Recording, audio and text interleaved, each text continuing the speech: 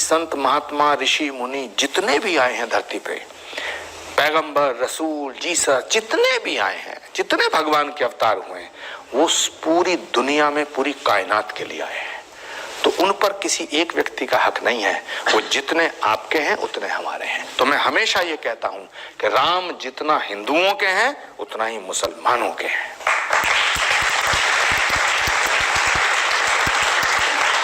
और पैगंबर मोहम्मद जितना मुसलमानों के हैं उतना ही हमारे हैं।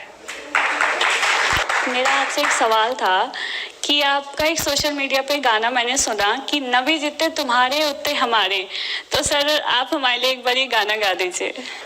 वो मेरे द्वारा लिखी हुई एक नज्म का हिस्सा है जो मैंने प्रॉफिट मोहम्मद साहब के लिए लिखा उनके बर्थडे पे। मैं एक प्रोग्राम में इनवाइट किया गया हैदराबाद में। हैदराबाद का मतलब ओवैसी मत समझ लेना। और सुने, आपकी अदालत जब देखेंगे ओवैसी तो उन्हें भी सुनना पड़ेगा। ये कानों में रुई नहीं लगाएंगे, वो भी सुनना पड़ेगा कि एक हिंदू धर्म गुरु, एक हिंदू धर्माचार्य, शिकल की पीठ का पीठाधीश्वर आचार्य प्रमोद कृष्णम क्या कहता है। और ये मैसेज जाना चाहिए उन तमाम कट्टरपंथियों के मुंह पे तमाचा लगेगा कि जो हमारे भगवान राम के अस्तित्व को नकारते हैं। मेरे सीने की धड़कन है, मेरी आंखों के तारे हैं, सहारा बेसहारों का खुदा के वो दुलारे हैं। अब जो मैंने लिखा है ये मैसेज है उन तमाम लोगों को जो ये कहते हैं कि हिंदू का भगवान अलग है, मुसलमान का अलग है। ये उनको मैसेज है, सहारा बेसहारों का खुदा के वो दुलारे हैं। समझ कर तुम फकत अपना उन्हें तकसीम ना करना, नबी जितने तुम्हारे हैं नबी उतने हमारे हैं।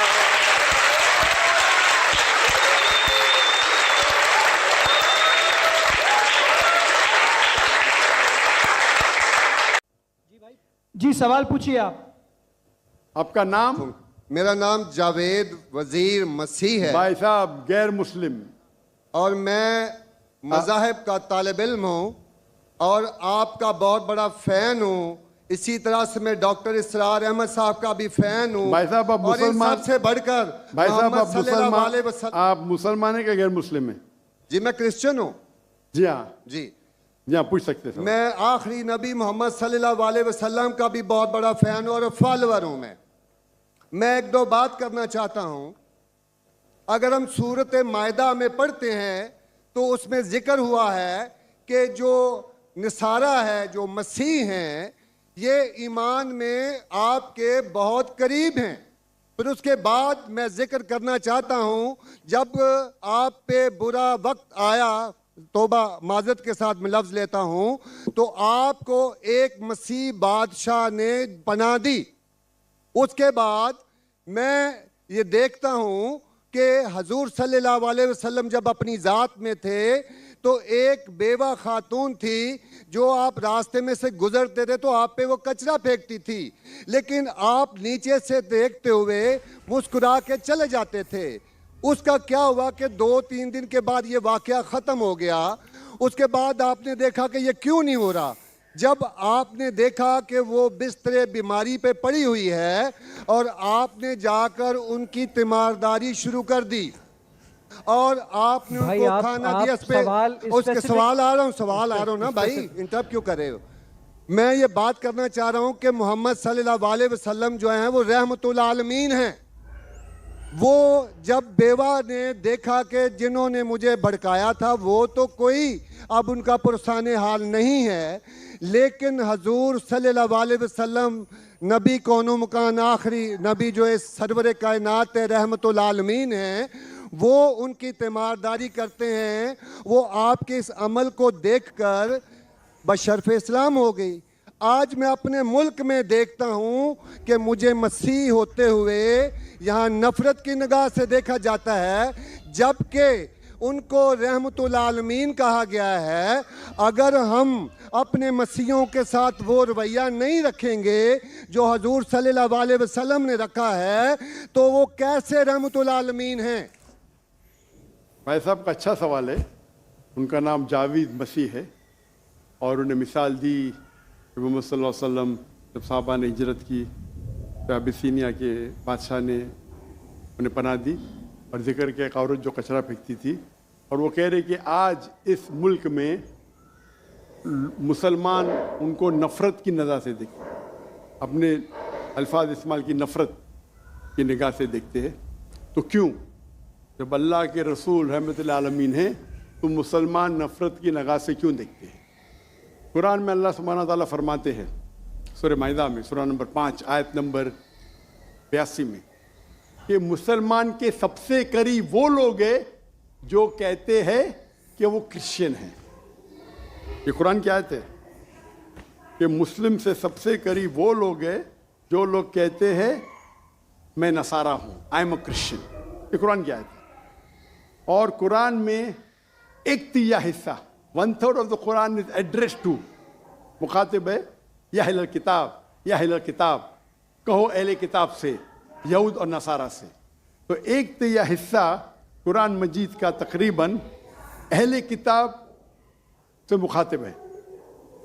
और आपका सवाल कि अल्लाह के रसूल रहमतुल आलमीन ने बेशक है, कुरान की आयत है सूरह अंबिया सूरह नंबर 21 आयत नंबर 107 वमा अरसलनाका इल्ला रहमतुल आलमीन, कि मोहम्मद सल्लल्लाहु अलैहि वसल्लम अल्लाह ने उन्हें रहमतुल आलमीन रहमत बना के भेजा है सारे आलम के लिए, सारे इंसानियत के लिए। वो बेशक है, उस पर कई किताब लिखी गई। अगर आपको मुसलमान नफरत से देखते हैं उसकी वजह जानना ज़रूरी है। मुसलमान तो दूसरे मुसलमान को नफरत से भी देखते, नहीं देखना चाहिए, नहीं देखना चाहिए। अगर वजह एकदम सही है, मैं नहीं जानता हूं क्यों देखते हैं। अगर मैं एक शख्स को देखूंगा जो एक लड़की को छेड़ रहा है तो मुझे भी उससे नफरत आएंगी, चाहे वो मुसलमान हो, चाहे हिंदू हो, चाहे मसीह है। आप समझे ना? तो उस वक्त मुझे हिदायत दी गई है, अगर एक इंसान कोई खवातीन या कोई लड़की का बलात्कार कर रहा है या ज़िना बिल जब्र कर रहा है तो रहमत क्या कहती है? अरे रहमतुल आलमीन, क्या बोलेंगे? सलाम अलैकुम बोलेंगे आप उसको, क्या कहेंगे? अगर आप बलात्कार देख रहे, ज़िना बिल जब्र हो रहा है, अब क्या कहेंगे? मैं मुसलमान हूँ, अस्सलाम वालेकुम। अल्लाह के रसूल की हदीस है, अगर कोई बुरा चीज देखते हैं तो हाथ से रोको, हाथ से नहीं रोक सकते तो जबान से रोको, जबान से नहीं रोक सकते तो दिल में कोसो। ये मिसाल दे रहा हूं मैं नहीं कहता हूं कि आप बुरे इंसान हैं, मैं नहीं कहता हूं कि आप गलत काम कह रहे, लेकिन अगर कोई मुसलमान, मैं आपको नफरत की नजर से देख रहा हूं, जावेद भाई मैं आपसे मोहब्बत करता हूं, जावेद भाई मैं आपसे मोहब्बत करता हूं, on the microphone please, on the microphone, I love you too. खलास। तो आप ये जनरल स्टेटमेंट देना कि मुसलमान मुझसे नफरत करते हैं, मेरे लिए गाली हो गई ना? नो सर, माजरत, मेरे अकेले साथ नहीं, मेरे तो बहुत अच्छे अच्छे दोस्त हैं, बल्कि बहुत से उलमा किराम मेरे दोस्त हैं। माशाअल्लाह। इज्तिमाई तौर पे कोई एक आदमी गलती करता है तो हमारे चर्चेस के ऊपर चढ़ाई हो जाती है, हमारे सामने हमारे ईमान की धज्जियां उड़ाई जारी होती हैं और हम खामोशी से एक गिद्दड़ की तरह खड़े होकर देख रहे होते हैं, क्योंकि हमें ये नहीं सिखाया गया है। मैं इज्तिमाई बात कर रहा हूं। अभी पिछले दिनों ये पूरा मजमा जो है पूरा है। भाई साहब ये सवाल जवाब का सेशन है, तकरीर का सेशन नहीं है। तकरीर के सेशन के लिए आप एक हॉल हायर कर सकते हैं। आपका सवाल आपने पूछे, मैं जवाब दिया। अगर कोई शख्स बिना वजह आपसे नफरत करता है तो गलत है, और कुरान की तो आयत है जितने भी गैर मुसलमान है सबसे करीब है जो नसारा है। अगर आप कुछ गलत काम किए और कोई नफरत करता है, वो भी कुरान की आयत है। कुरान की आयत है सूरा नंबर 41 आयत नंबर 34 सूरह फुसिलत चैप्टर 41 वर्स 34। अगर कोई आपके साथ बुरा बर्ताव करता है उसका बदला अच्छाई से दो। जावेद भाई, मैं आपसे बात कर रहा हूं, अगर कोई आपसे बुरा बर्ताव करता है तो कुरान फरमाते, अल्लाह ताला फरमाते, उनसे अच्छा बर्ताव करो। आपको क्या पता कि आपका दुश्मन आपका दोस्त बन जाएगा। ये कुरान की आयत है, सूरह फुसिलत सूरह नंबर 41 आयत नंबर 64। तो अगर कोई मुसलमान कुरान पे अमल नहीं करता है तो वो नॉन प्रैक्टिसिंग मुस्लिम होगा। मतलब हर मुसलमान तो मैं नहीं कह सकता अच्छा है, और अगर कोई एक शख्स कोई गलती करता है, आप जैसा कहे कि पूरे कौम पे चढ़ाव करना बिल्कुल गलत है, ये इस्लाम में भी नहीं है। अगर कोई एक शख्स गलती करता है और वो सज़ा का हकदार है, उसको सज़ा मिलना चाहिए, उसका मतलब नहीं पूरी कौम। इनफैक्ट अगर आप हिस्ट्री पढ़ेंगे, आप तारीख पढ़ेंगे, आप तारीख में पढ़ो, चाहे वो 6वीं सदी की हो, 7वीं सदी की हो, 8वीं सदी की हो, आप देखेंगे सबसे महफूज अगर कोई जनरल दीन को फॉलो करने, वो इस्लाम के रूल में। इस्लाम अगर रूल कर रहा है उस शहर को, तो जितने गैर मुस्लिम थे वो अपने आप को महफूज समझते थे। क्यों? इस्लाम में है कि आपको इस्लाम कबूल करने क्या करो, नहीं करने का नो प्रॉब्लम, एक जजिया दो। ये जजिया कुछ बड़ी अमाउंट नहीं, आपकी इनकम टैक्स से बहुत कम है। जजिया मतलब आप मानते हैं कि ठीक है आपको इस्लाम नहीं कबूल करने का, लेकिन मैं आपके अंदर पनाह चाहता हूं, तो जिजिया टैक्स आप देते, आप कबूल करते, और जब जिजिया टैक्स देते आपको प्रोटेक्शन मिलता है। इस्लाम में कहते हैं दिम्मी। और आप अगर इस्लामिक शरिया रूल के अंदर गैर मुस्लिम हैं तो मुसलमान मुल्क का फर्ज है कि आपको महफूज रखे, आपको कोई छू नहीं सकता है। और अगर जंग होता है तो आपको लड़ने की भी जरूरत नहीं, बाकी सब मुसलमान को लड़ने पड़ेगा। और जिजिया बहुत कम है, इनकम टैक्स का तो स्मॉल परसेंटेज है। इसीलिए अगर आप हिस्ट्री पढ़ेंगे, जब सलाउद्दीन अय्यूबी ने कॉन्स्टेंटिनोपल पे हमला किया, उस वक्त जो क्रिश्चियंस थे, ईसाई मजहब में कई फिरके थे, ऑर्थोडॉक्स, प्रोटेस्टेंट, कैथलिक्स, खुद ईसाई लोग अपने बाकी ईसाई भाइयों से उनका कत्ल करते थे। और जब इन लोग ने कॉन्कर किया कॉन्स्टेंटिनोपल को, तो मुसलमानों पे जुल्म किया। तो जब सलाहुद्दीन अय्यूबी ने कॉन्कर किया तो ईसाई लोग डर गए कि अभी तो हम लोग की मौत आ गई।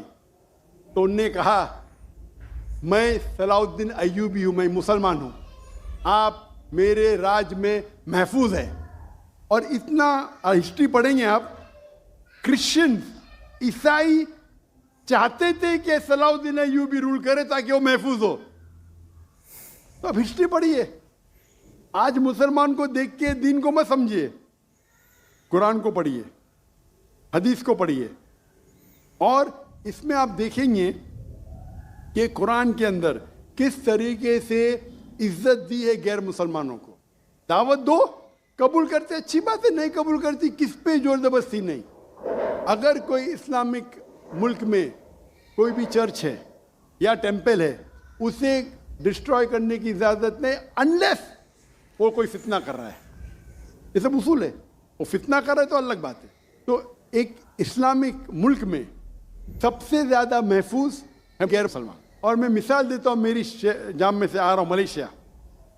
मलेशिया में हिंदू 6% है, 6.3%, 6.3% है। आप कंपेयर करेंगे बिटवीन इंडिया, जिस तरीके से इंडिया माइनॉरिटी मुसलमानों को ट्रीट करता है, हम 14.3% है according to the Indian government, वहाँ मलेशिया में 6.2%। लेकिन जिस तरीके से मलेशिया हिंदू लोगों को ट्रीट करता है, इतने अच्छे तरीके से, इतने उनको राइट्स दिए, ये एक मिसाल है। मैं पाकिस्तान के बारे में कह नहीं सकता हूँ क्योंकि रहता नहीं हूँ। मैं नहीं कहता हूँ पाकिस्तान अच्छा सलूक करता है, नहीं अच्छा सलूक करता हूँ, मुझे हक नहीं बोलने का क्योंकि मैं जानता नहीं हूँ। लेकिन मलेशिया में जहाँ रहता हूँ मैं जानता हूँ, इतने राइट्स हैं उनके पास, इतने हुकूक दिए गए। तो इस्लाम के अंदर गैर मुसलमान महफूज है। सिर्फ फितना नहीं करना चाहिए कि कुरान कहते हैं फितना इज वर्स देन मौत, कत्ल से और ख़राब है। तो अगर आप फॉलो करते जो उस इस्लामिक मुल्क का कानून है, तो गैर मुस्लिम सिर्फ गैर मुस्लिम होने की वजह से उन्हें कोई भी अटैक नहीं कर सकता है, और करता है तो गलत है। Hope that answers the question.